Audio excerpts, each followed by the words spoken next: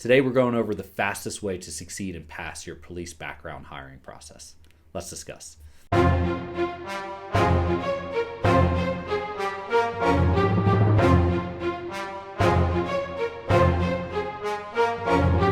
Hey, before we get started, I got those gifts in the description for you. The Getting Started workshop is going to walk you through every phase of the hiring process. Plus, there's some hidden bonuses in it I know you're going to love. Next is a coaching call with any member of my instructor cadre or even myself. We'd be glad to go over any aspect of your hiring process, including your background, and help you along your way in your police journey. Now, the police background.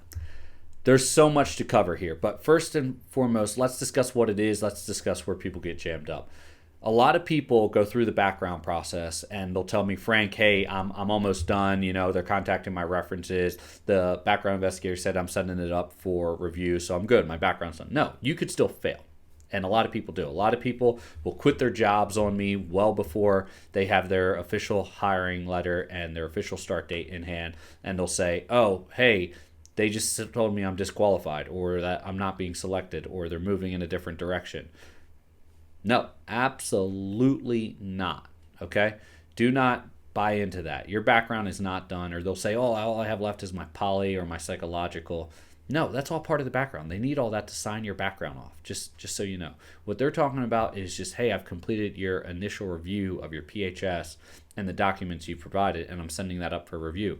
But that background investigators don't initially sign off or approve someone's background. What they do is they create a summary of it, of your background, and they do put in a recommendation. Individual has, is recommended. Individual has these hurdles, is not recommended. Individual, does not appear to be a good fit. Individual has, 1, 2, 3, 4, 5, 6 things that need to be looked at before approval needs to be made. These type of things, right? So don't go into this thinking, oh, hey, I'm solid, I got this, there's nothing that I need to worry about. That's not the truth. You always need to focus on committing to your background and making sure you get all the way through. Now, how do we do that? A lot of our coaching members wind up being in the same boat as you, right? Maybe there's someone that's already submitted a background packet. Maybe there's someone that's just getting started, which is what I prefer. Maybe there's someone that is submitted a background in the past and then winded up failing, right? And getting disqualified. But for the most part, you need to understand there's core functions of your background. And as you're going through it, there's areas that you can find hurdles, or there's areas that you can speed up.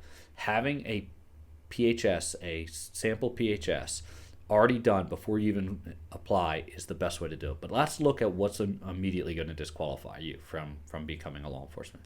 Being a convicted felon, can't be a police officer. Being convicted of domestic violence, can't be a police officer. Being a current and major substance use abuser, can't be a law enforcement officer. Being dishonorably discharged, can't be a law enforcement officer. There's other things too. There's other underlying issues, crimes that were previously committed, or even undetected crimes of moral turpitude. There we go. Got it out. Struggling on that one. So, think theft, constant petty theft or major theft or breaking and entering, things along those lines. They're not immediate disqualifiers, but they will be looked at as character flaws. Solicitation, they'd look at that as a character flaw, a major character flaw, actually. But those type of things can lead to disqualification, and oftentimes they do, especially when they're misarticulated, as they should, right? Individuals that haven't shown any sign of improving past issues of crimes of moral turpitude, struggling with it again, but there we go. Anyone that's had that past is going to not be selected for law enforcement, most likely not selected, disqualified, right? Which leads me to the two different ways that you cannot, or the two different ways you will not be approved. Is non-selected, which means there's more qualified applicants, even though everything was looking good, they're moving forward with other people. Or disqualified, which means your background doesn't meet that department's needs, right? Or you didn't pass something that meets that department's requirements. And that's a disqualification. Now, disqualifications can be temporary, 6 months, 1 year, 2 years, 3 years, 5 years, indefinitely. And if you get an indefinite disqualification from a department, other departments are going to want to know why. Right? They're going to immediately look at that and try to contact them. They're going to look at every disqualification, but they're going to be really interested in permanent disqualifications because that department's saying, hey, you can never get hired here. Then you got your non-select, which, as I said before, is just, hey, while we appreciate your interest, we see that you're an eligible candidate. However, you're not the most qualified candidate, or maybe we have, or we're already filled up, and other candidates beat you to it, and that's it, right? We've already filled our academy class for that particular hiring announcement. So there's that ways. Now, the way that you get through the hiring process faster, as I was saying, is having all your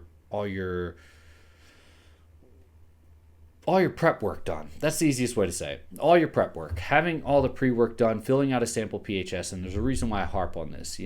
Our fastest hire that we've had with one of our members, one of our coaching members, is 2 months, right? We've gotten members hired in 2 months. We've gotten a few hired in that 2-month range.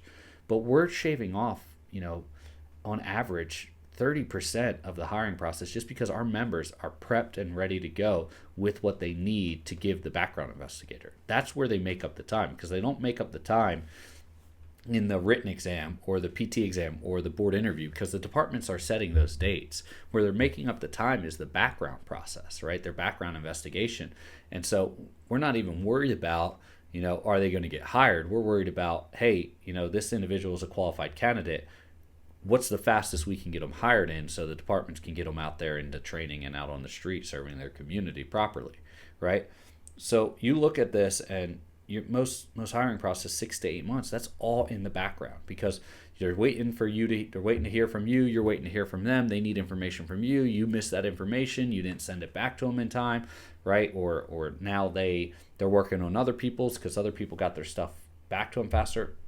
I want you to be that other person that gets it back faster. The way you do that is doing the prep work before you apply. And I know what you're saying. Frank, what if I've already applied, right? What if I've already submitted a PHS?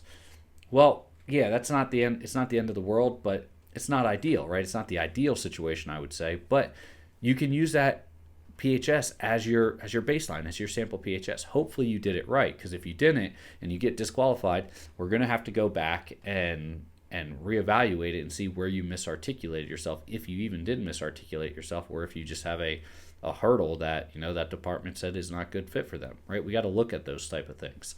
But at the same point in time, is it something that you're going to look at and say, hey, is the background investigator going to look at it and say something that, like, hey, this candidate is on top of it. He or she was been giving me everything anytime I asked for it. I'm not even waiting a day for this individual. They have all their transcripts, right? And, we've had some members that are from other countries or applying to other countries, Canada, or members from Australia, whatever. One of the things that you need to do is, if you have transcripts from another country, you need to get them evaluated for that country. So there's different programs out there that do it. You can Google them, like NACE and ACE and WES and all these different programs out there that do credit evaluation. But one thing you might want to do is, for that specific thing, is check in with the department to see what they accept.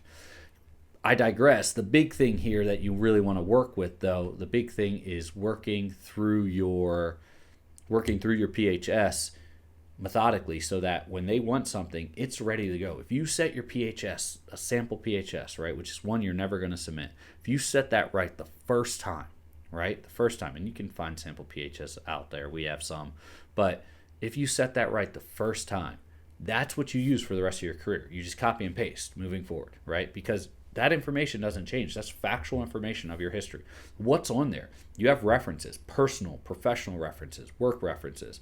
You have addresses. You have places that you've worked. You have family members. You have your, substances that you've used, crimes that you've been stopped, like traffic stops, arrests, everything like that. Times you've applied for police departments, educational facilities, any type of reprimands, credit history checks, and all these different, your financials, all your vehicle information, everything is on this. A robust one of these can be 30 pages before you even start filling it out. And then as you fill it out, it gets longer and longer the more you have to type out and explain, your responses to these answers. And it's just meticulous. I've heard people tell me this all the time, and I laugh at them. I really do. It's comical to me. They say, oh, I have my PHS. I'm going to sit down tomorrow and fill it out, and it's due by the end of the week. Cool. You're not going to get it in time. You're not. It takes weeks sometimes to fill out a PHS if you don't have one previously done, right? Because you go in there and you say, wait, it needs all my jobs from the time I was, 14 years old. Well, I've had 3 jobs when I was 16 to 18 that I don't even remember. And next thing you know, how do you do that? Well, there's things for that. For employment, I would go on Social Security Administration. I would create an account with them, and a lot of times it will have all the jobs you ever worked, and it will even have dates of when you were paid there or when you paid into Social Security from that position. So that's one. Credit history, right? Hey, I don't know the last time I checked my credit history. Your actual credit history, not your credit score, right? Your actual credit history. They might even want a copy of it. Well, one thing you can do, annualcreditreport.com for that one. I'm not affiliated with them. That's actually the one that the government solidifies for U.S. citizens. But that one, right, you can go in there and actually pull your credit report and see, hey, wait, this wasn't me, and find actually some mistakes before they do, because then you're going to have to articulate them. But all this, right, having your credit report, pulling your driving record, right? Now, sometimes if you've had multiple states that you've had a driver's license like me, you might have to pull multiple driving records. But once you do it that one time, you have it for life, and you put it on a sample PHS, and anytime you apply or anytime you go to lateral or transfer to a different department or anything that you need to, you copy and paste this and you just add to it, and it's almost like your own personal background, life's background sheet on yourself, so that when someone asks, you're like, oh, yeah, I can get that to you. Here it is. And you send it to them within an hour, right? It's critical. A lot of times I will tell people, create a separate email for a law enforcement hiring. Create a professional email for law enforcement hiring. Something, preferably nothing, something that's just your name, right? It's preferably nothing that is, derogatory or any, because I've seen some horrible usernames and emails. Keep it professional. This is a professional job, so try to make it as closely related to you as possible, and only use it for law enforcement applications. And check that a minimum of twice a day, 10 and 6. And the reason why is because you want to respond to any questions they have as quickly as possible. And why? There might be someone that's more qualified than you. Maybe someone's got a bachelor's degree and you only have an associate's degree. But that person with a bachelor's degree is a procrastinator, right? And they never get anything back, and they say, hey, have this done by Friday, right? Or have this done in the next 2 weeks. And they wait the whole 2 weeks to get it done, but you put it in the first 2 hours. Well, next thing you know, they're scheduling you for the next stage, and this person comes in and they're a great candidate, but at the same point in time, they're so far behind that their file kept moving to the bottom of the list. The only time they're going to get contacted is if everyone on the top of the list gets removed, right? They don't make it through, or they withdraw from the hiring process, and they're just going to go down the stacks of who they can get approved first, because they want to ensure that those academy billets are filled with qualified applicants, right? Yes, they can rank you, but it doesn't always mean anything once you get to the background, because there's no ranking once you pass background. It's like, hey, these are the rankings, this is where we want, so we start at the top and we run them through. But if that person at the top is a procrastinator, like I said, and doesn't get stuff in, and you do, you're solid. You're going to move forward, and you're going to have a lot of success. This is the difference where I see my candidates getting hired significantly faster, right? Our coaching candidates getting hired significantly faster than other candidates, especially when a candidate reaches out to me, for the free call or something, and they reach out to me and say, hey, I'm actually in this hiring process. And I'm like, oh, it's funny, we have a coaching member in that hiring process too. And they say, there's 3 or 4 steps behind, or 2 steps behind than our candidate, because our candidate's already moved forward. Our candidate's already through the poly and waiting for the psych or the medical schedule, and this person's just passed the board and waiting to go do their background interview because it took them that long to submit their PHS. You want to prep as much as possible.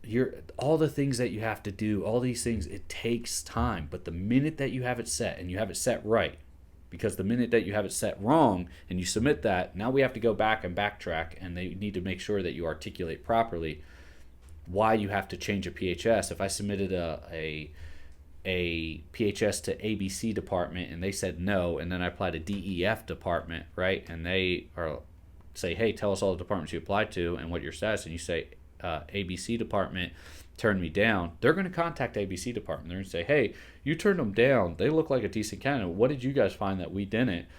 Can we see their background packet, or can we sit down and talk about this? And they're going to say, absolutely. And they're going to explain, and they're going to see things don't line up. And then they're going to come back to you and say, hey, did you intentionally lie with us? And you're going to say, no, I misarticulated on that. And it needs to be reasonable, right? You just can't change answers, because then they're going to disqualify you for omission. And if you get caught lying,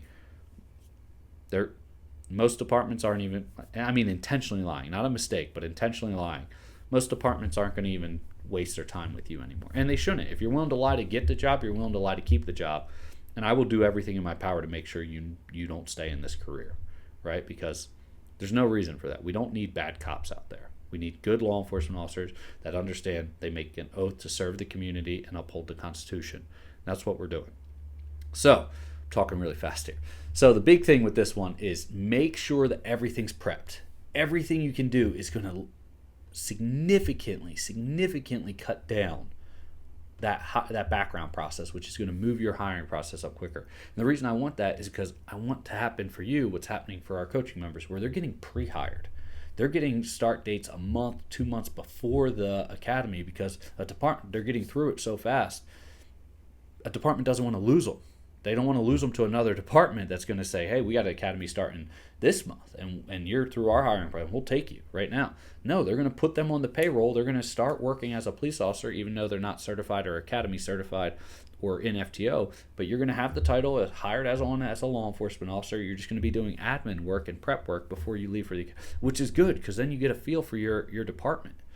And it's called pre-hire, and you get hired before you actually go to the academy, and you have time to prep, so you're not rushing to go, especially if you have to do a stay-in academy or commute to an academy. You get that time to prep, and you get to talk to your fellow officers about, hey, what can I experience in the academy, and learn more about that. We're actually going to be doing a lot more on academy success and career success as we continue this channel. But keep that in mind, right? Just know that the more you have prepared, even if you've made a mistake before or you've went through, still go back through it, and redo and make sure your PHS is set, your sample PHS is set, your career career background check for yourself is set, ready to go, and you can always draw. Next, making sure you're checking in with your references all the time, making sure they're still on board. I'm not saying every week, but at least once a month, once every 2 months, definitely check in with them when the background investigator or a hiring official tells you, hey, we're going to be reaching out to your references. Let them all know. Checking your spam folders, yours, to make sure they check theirs. Making sure you're checking that email twice a day, 10 and 6 o'clock at a minimum. I'm saying minimum here, right? I'd be checking my email 4 or 5 times a day, and I'd have a designated email that's only for hiring, right? Whatever, John Smith at iCloud.com, right? Or John Smith 21 at iCloud.com, whatever it is. I don't care. Just have it a professional one, and be checking it all the time. Yeah, there's so much more to this, but really I'm just trying to hit the meat and potatoes for you. Prep is the fastest way to shorten your hiring process, and it will help you succeed, because a background investigator will give you the benefit of the doubt when they say, man, I think this person wrote this and this doesn't sound right. Maybe I should call him, because this candidate is on top of things. He or she always sends me all the documents. They're always transparent, always willing to share everything that they can. Let me reach out to them, and this is where articulation comes in. You can, verbally articulate, not written articulation and verbal articulation of a circumstance or a hurdle that you potentially may have, and you'll be able to get through it, because they're going to give you that benefit of the doubt, because you're such a squared away candidate, right? You're on top of everything. You're ahead of everybody else. That's where you want to be. You want to get that get out of jail free card if you did mess up on something, so that you can actually verbally articulate it later and fix it, maybe just because you misrepresented something or you marked the wrong box. You want to make sure that you have that opportunity, and you only get that opportunity if they like you. So make them like you by making their job easier. Get everything to them. Be honest. Be transparent. Be specific. Don't elaborate, right?